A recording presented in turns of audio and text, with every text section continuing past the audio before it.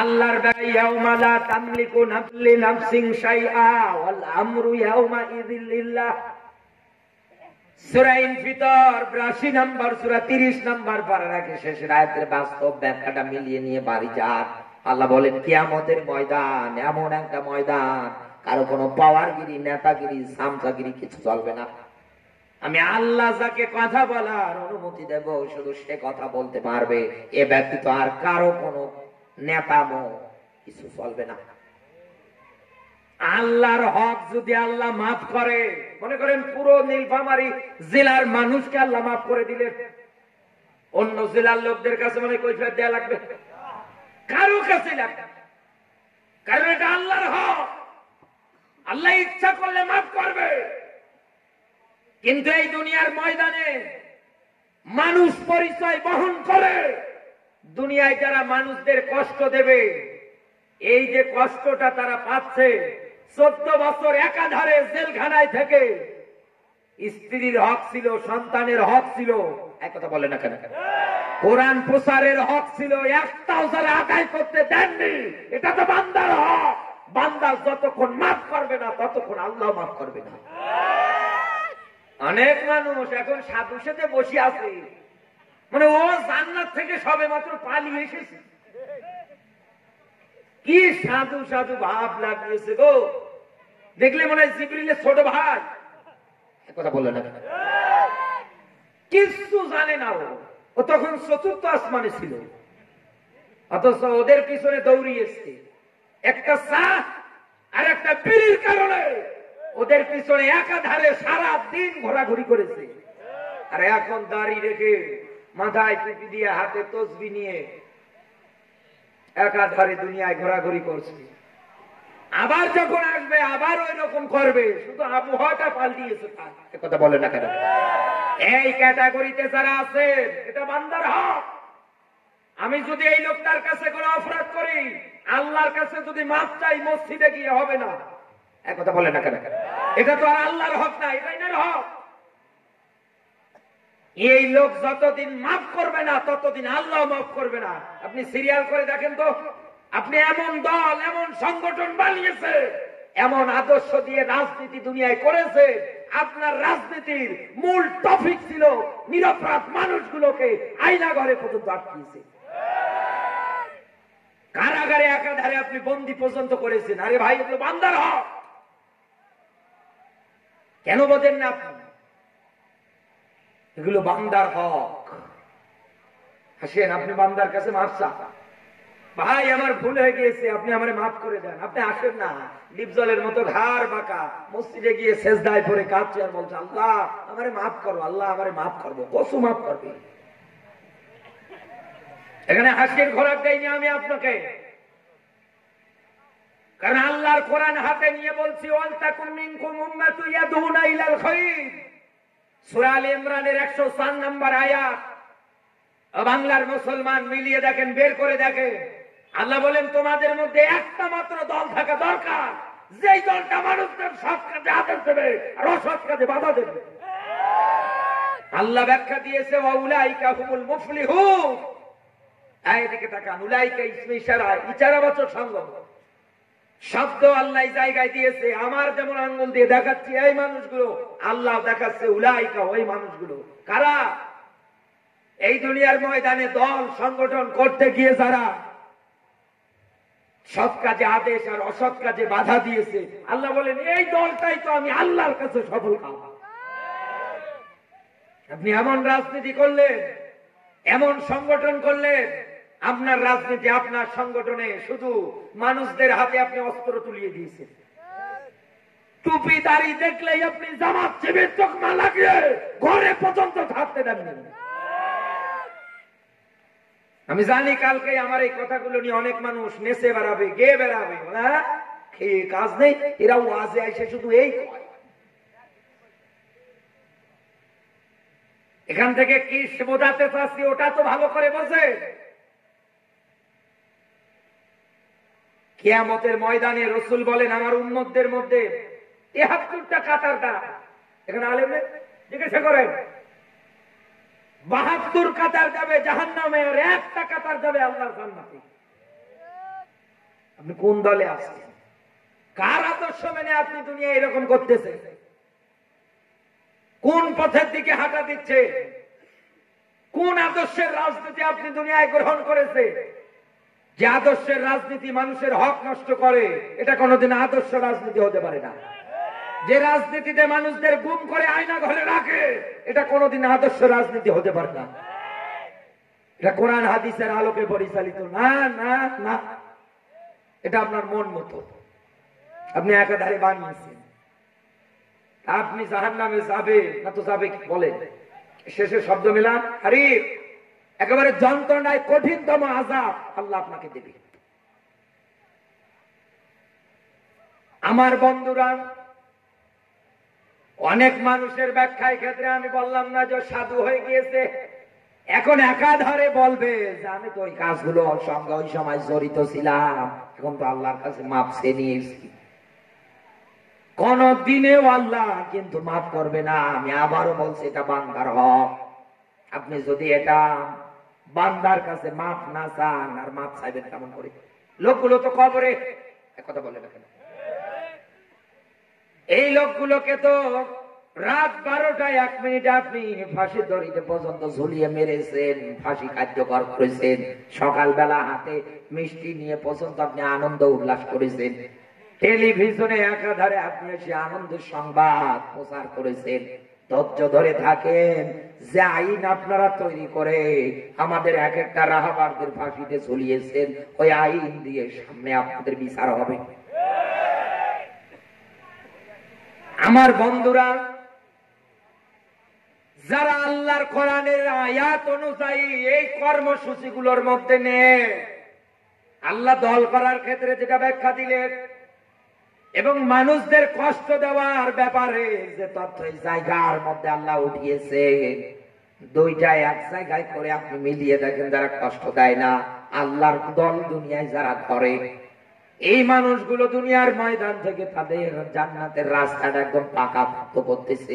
কারণ আল্লাহর ব্যাখ্যা, আল্লাহ পাক বলেন, ইয়া আইয়ুহাল্লাযীনা আমানু হাল আদুল্লুকুম আলা তিজারাতিন তুনজিকুম মিন আযাবিন আলীম। বলেন আল্লাহু আল্লাহ পাক বলেন, বান্দা আমি কি তোমাদের একটা ব্যবসার সন্ধান দেব না, যেই ব্যবসা করলে তুনজিকুম মিন আযাবিন আলীম, জাহান্নামের কঠিনতম আযাব, শাস্তি থেকে আমি আল্লাহ বাঁচাবো।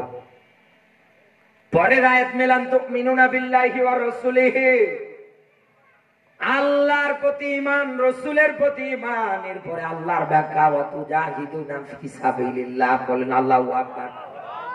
আল্লাহ পাক বলেন, বান্দা আমার রাস্তায় জান আর মাল দিয়ে যারা লড়াই সংগ্রাম করে, এদের জন্য জান্নাত যিনি দেবে তিনি কে? এখন উল্টো যারা এই আয়াতগুলো ওভারটেক করে, এই আয়াতগুলোকে অমান্য করে পিছনে ফালিয়ে রেখে একাধারে দুনিয়ায় যারা জীবন পার করতেছেন, আমি আপনার জন্য বলছি,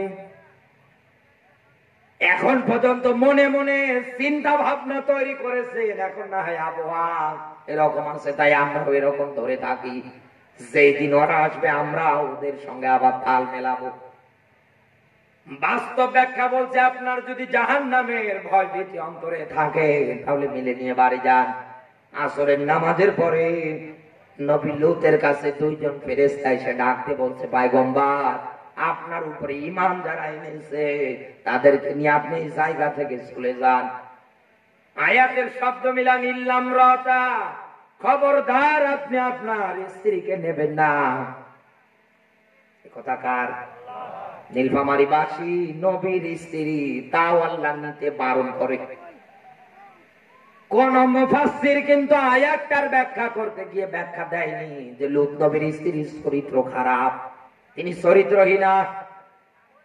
কোন মুফাসসির এরকম ব্যাখ্যা দেয়নি, কারণ নবীদের রক্তগুলো পবিত্র, আর এই পবিত্র রক্তের মধ্যে আল্লাহ কোন হারাম রক্ত প্রবেশ করাবে না। তাহলে কেন আল্লাহ নিষেধাজ্ঞা করলেন? কোরআনের যত জায়গায় দেখবেন ইল্লা, তত জায়গায় আল্লাহ মাইনাস করেছে। আল্লাহর ব্যাখ্যা তারা বদিয়ারা তথা যারা ঈমান এনেছে তাদেরকে নিয়ে এই জায়গা থেকে আপনি তাড়াতাড়ি চলে যান, নিরাপদ জায়গা যান। আমার আল্লাহ জায়গায় গজব দেবে, স্ত্রীরে নেবেন না। একটাই মাত্র কারণ মুফাসসিরে ইকরাম দ্বারা ব্যাখ্যা করেছে আয়াতের, তারা সবাই একমত। ওই সময় যারা খারাপ কাজ করত, খারাপ সংগঠন বানিয়েছিল, যাদের আদর্শতে নবীদের নিয়ম কানুন ছিল না, এক কথায় সমকামিতা যারা দাঁড় করায়, সমকামিতার সঙ্গে যারা লিপ্ত ছিল, এই লূত নবীর স্ত্রী তলে তলে ওদেরকে সাপোর্ট করতো। কথা বললেন না কেন? নবীর স্ত্রী যদি ওদেরকে সাপোর্ট করার কারণে রেহাই না পায়, এই বাংলাদেশে 16-17 বছরে আমরা তাকিয়ে দেখলাম এদেশে নব্য ফ্যাসিস্ট যিনি তৈরি হয়েছিল দুনিয়ায়, ও বই পুস্তক সিলেবাসের মধ্যে অন্যান্য ধর্মাবলম্বী ঠাকুরদের ছবি পর্যন্ত উঠিয়েছে, এমনকি সমকামিতা পর্যন্ত প্রমোট করেছে। একথা বললেন না কেন? কত এরকম আপনি বর্ণনা নেবেন, কত মানুষদেরকে একাধারে কুপিয়ে দুনিয়া থেকে বিদায় করেছে, শুধু রাজনৈতিক দলটা আলাদা এই কারণে। এত জঘন্য জঘন্য কাজ তারা একাধারে চালিয়েছে।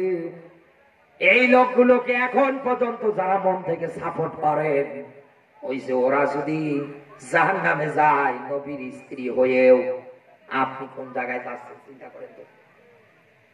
আপনার পথটা গড়াচ্ছে কোন দিকে, আপনার রাস্তাটা তৈরি হচ্ছে কোন দিকে, যেখানে নবীর স্ত্রী রেহাই পায় না। আপনি কি এত ইজিলি ভাবে বোঝালেও আপনি যদি না বোঝার ভান করেন, আবার কিচ্ছু করার নেই। ফেরেশতাদের জবাবের ব্যাখ্যা দিতে গিয়ে আমি আপনার মাঝে ব্যাখ্যাগুলো একাধারে উঠিয়ে ধরলাম।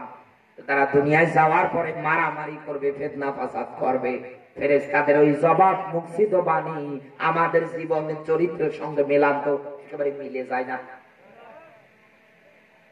2 নম্বরে ওদের মুখছিত বাণী ছিল কালু আতাজালু, আল্লাহ এদের না বানালেই ভালো হয়।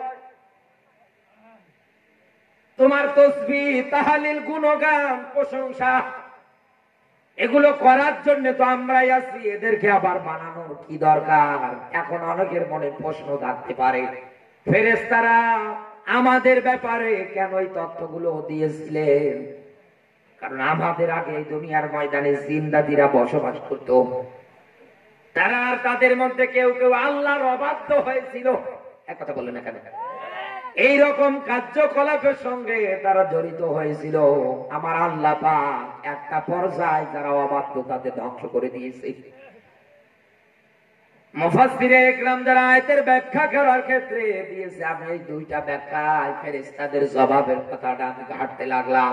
আমি একটা ব্যাখ্যা পেয়েছি, জিন জাতিরা যেমন করেছে ওই ওখান থেকে ধারণা নিয়ে মানুষও এমন করবে, তাই আল্লাহর সামনে কথাগুলো উঠিয়ে ধরেছিল। আল্লাহর ব্যাখ্যা ক্বালা ইন্নী আ'লামু মা লা তা'লামুন, বলেন আল্লাহু আকবার। আল্লাহ বলেন, ও ফেরেশতারা আমি আল্লাহ তা জানি, তোমরা তা জানো না। এ কথা কার? এখন আমাদের এই জায়গার মধ্যে এতটুকু শব্দ থেকে গবেষণা করে বের করা লাগবে আমার আল্লাহ তাহলে কি জানে। তাহলে কি আমার আল্লাহ এই দুনিয়ার ময়দানে আমাকে পাঠিয়েছে, আপনাকে আমাকে পাঠিয়েছে, তার কোনো গোপন উদ্দেশ্য আছে নাকি? এই আয়াতের ব্যাখ্যা যদি আপনি ভালো করে বুঝতে চান, আমি আর একটা আয়াতের পরিচয় করাচ্ছি, লিখে নেন। সূরা ফাতির 35 নম্বর সূরার 32 নম্বর আয়াত, একটু ভালো করে বলেন। এই দুনিয়ার ময়দানে মানুষ যারা আছে আমার আল্লাহ পাক তাদেরকে 3টা কাতারে সারিবদ্ধতায় রেখেছেন। 1 নম্বরে এরা নিজেরাই নিজেদের উপরে জুলুম করে। 2 নম্বরে এরা মাঝামাঝি অবস্থানকারী হয়, সুবিধাবাদ আর জিন্দাবাদ। এই কথা বললেন না কেন? যখন যেদিকে পানি আসবে ওই দিকে একাধারে ছাতা ধরবে।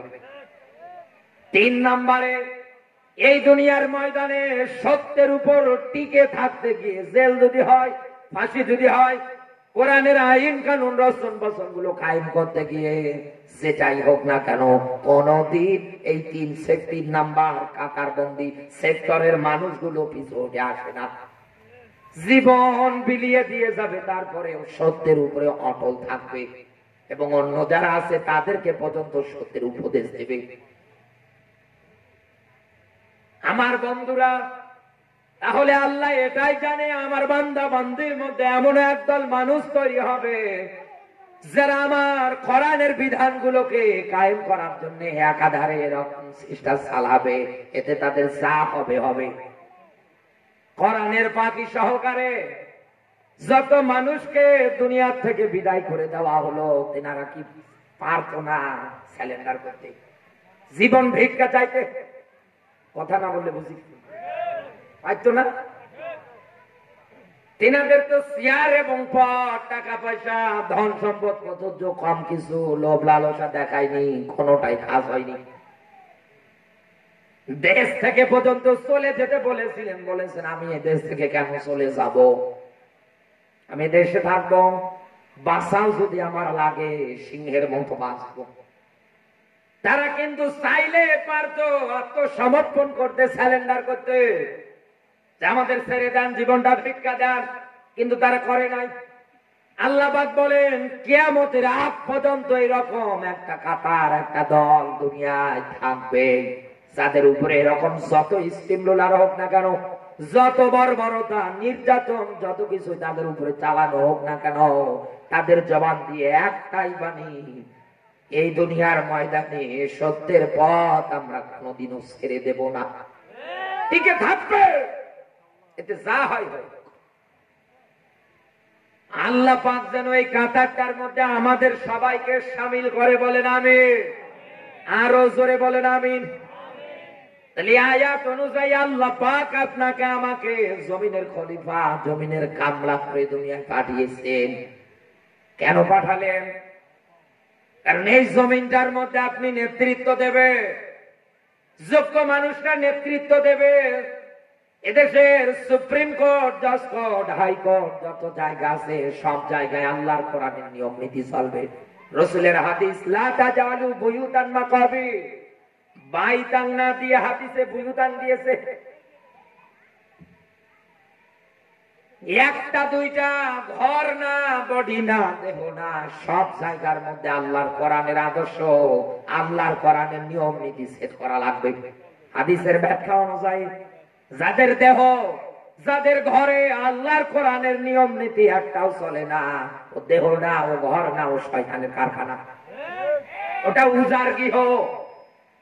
এখন আপনি যদি মনে করেন এই ঘর বলতে আমার শুধু টিনের ঘর, থাকার ঘর, না, এদেশের সমাজ জীবন ঘর, অর্থনৈতিক জীবন ঘর, রাজনৈতিক জীবন ঘর, একেবারে রান্না ঘর থেকে শুরু করে রাষ্ট্রীয় জীবন পর্যন্ত, জন্ম থেকে শুরু করে মরার আগ পর্যন্ত মানুষ ধাপে ধাপে যত জায়গায় যাক না কেন সবগুলো একটা বিধান দিয়ে চলবে, তার নাম বলে আল্লাহ। এবং আল্লাহর কোরআনের ব্যাখ্যা, আল্লাযীনা ইম্মাক্কান্নাহুম ফিল আরদি আকামুস সালাহ, এই দুনিয়ার ময়দানে আমার এই 3 নাম্বার কাতারবন্দি মানুষগুলো তথা ইমানদারেরা যদি দায়িত্ব পেয়ে যায় জমিন চালানোর, ওরা 1 নম্বরে এই জমিনের ময়দানে কায়েম করে দেবে নামাজ। কারণ কোরআনের ব্যাখ্যা, নামাজই পারে একমাত্র মানুষদেরকে অন্যায়, অবিচার, জুলুম, নির্যাতনের যত পথ আছে সবগুলো থেকে ফিরিয়ে আনতে। এই আয়াতের ব্যাখ্যা অনুযায়ী একটা হাদিস পড়েছি, একেবারে শর্ট করে বলছি। নবীজির একজন সাহাবী নামাজও পড়ে, আবার বদ অভ্যাস তার ভিতরে পাওয়া যায়, চুরি করা।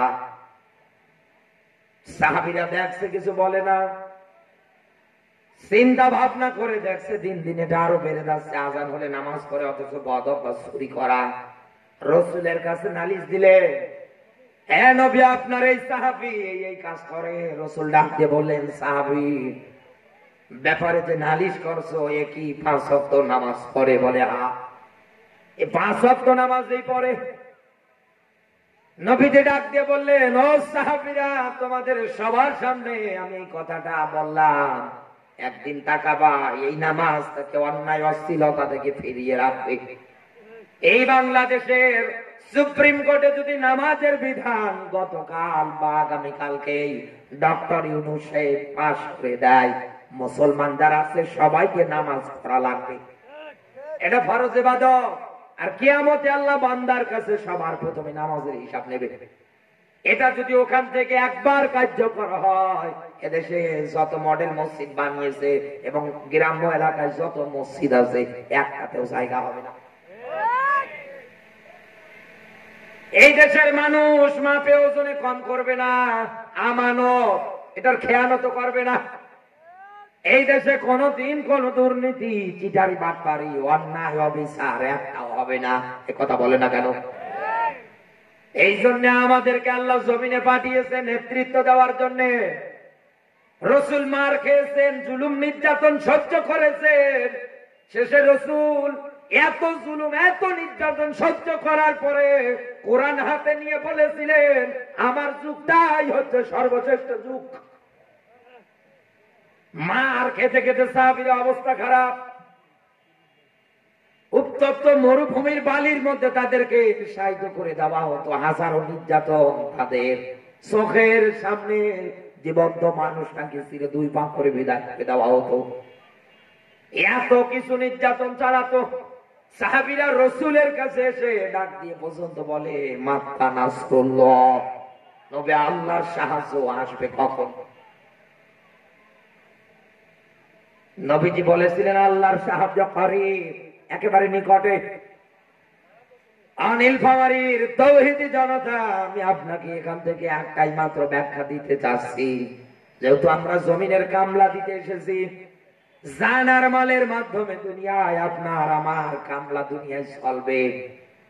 আল্লাহর জান্নাত পাওয়ার উদ্দেশ্য আশা যদি দুনিয়ায় অন্তরে লালন করেন, এই জমিনে কেমন করে নামাজ কায়েম করা যায় ওই চিন্তা করেন। এই জমিনে যাকাত ব্যবস্থা কেমন করে দাঁড় করানো যায়, সুদ ব্যবস্থাকে স্থিরতরে উঠিয়ে কেমনে দেওয়া যায় এই চিন্তা ভাবনা করেন। শুধু নামে মুসলমান হলে হবে না, একটু কাজে দিয়ে পরিচয় করে দেখান। দুনিয়ায় সৎ কাজগুলোতে আদেশ দেন, অসৎ কাজগুলোতে বাধা দেন। কারণ আল্লাহর ব্যাখ্যা, কুনতুম খায়রা উম্মাতিন উখরিজাত লিন-নাস। আল্লাহ বলেন, আমি মানুষদেরকে একেবারে শ্রেষ্ঠ করে বের করেছি মানুষের মধ্য থেকে। সৎ কাজে আদেশ দেবে আর অসৎ কাজে বাধা দেবে। আল্লাহর ঘোষিত এই দলটা যদি জমিনে কোনদিন রাজত্ব পায়, এরকম চেয়ার পায়, আপনি তাকিয়ে দেখতে পারবেন তারা এই কর্মসূচি হাতে নেবে। আর যদি কোন জালেম পায়, এই 16-17 বছরে যারা করলো, এক নম্বরে সব জায়গাগুলোর মধ্যে সম্মানিত মানুষ যারা আছে এদের ধরবে আর অপমান করবে। ইজ্জাত আহলিহা, ধরবে আর অপমান করবে। এই জন্য তো এই দেশে তারা ছাত্রলীগ করতো, ওদের কোনো সমস্যা হতো না, আর মদের টাকা দিত, কিনে গিয়ে বাড়ি খাও। হাতের মধ্যে পিস্তল পর্যন্ত উঠিয়ে দিত, পুলিশ চালাও একাধারে। রাত 1টা, 2টা, 3টা বাজে নীলফামারীর বড় মাঠে বসে গাঞ্জা টানছে। এই কথা বলে, আর আপনার মুখে দাঁড়িয়ে আছে, মাথায় টুপি আছে, গায়ে সাদা পাঞ্জাবি, যান রাত 3টায় বড় মাঠে, এটা জঙ্গি। সম্মানিত মানুষ যারা আছে এদেরকে কোনদিন তারা দুনিয়ার ময়দানে সম্মান দেবে না, ওরা সব জায়গার মধ্যে অপমান করবে। 2 নম্বরে ওরা সব জায়গার মধ্যে বিশৃঙ্খলা একাধারে তৈরি করবে। এই 16-17 বছরে আপনি কিন্তু দেখেছেন। 3 নম্বরে আল্লাহর আইনগুলো একটা একটা করে দুনিয়ার থেকে উঠিয়ে দেওয়ার চিন্তা ভাবনা করবে। মানব রচিত আইনগুলো দুনিয়ার ময়দানে কার্যকর করবে। 4 নম্বরে নিজেও আল্লাহর আইন মানবে না, ইনি মানবে, এনাকে মানতে দেবে না। ইনার মুখ দিয়ে যদি বলে আলালাহুল খুল কালাম, সৃষ্টি যার, জমিন আইন চলবে তার।